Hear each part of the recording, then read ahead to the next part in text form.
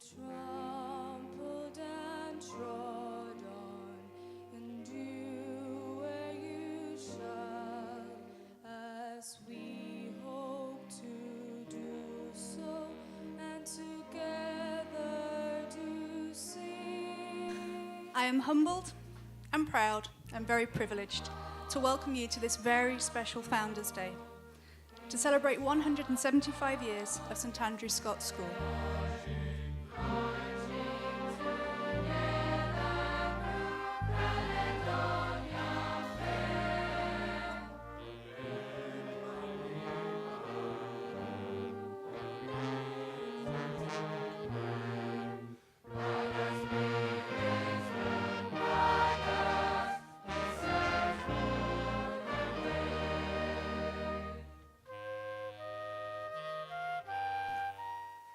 ...175 años son muchos años. Se acercó un profesor de la escuela el domingo y me dijo, ¿y San Martín vivía?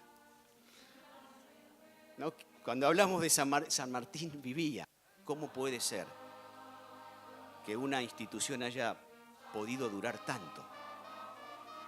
Lo esencial es invisible a los ojos. Y lo esencial tiene que ver con los pilares de esa comunidad de origen, pilares que desembocan en principios y en valores. St Andrews has been able to get very close to those objectives. Maybe not touch the stars, but get close to it. And so I want to thank you very much, and I want to wish you all the very best for your future. Thank you.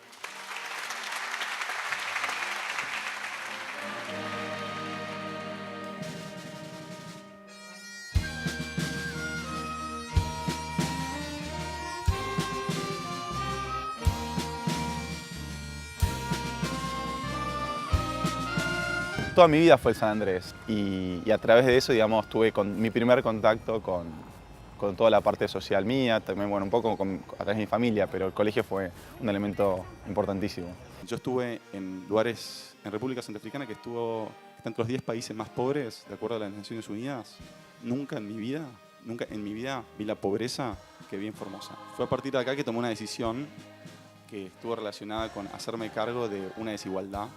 Estas son personas cuya opinión yo valoro muchísimo, digamos, que tengo muchísimo respeto y que ellos se hayan venido a escribir cartas diciendo, bueno, este tipo vale la pena, a mí me tocó profundamente.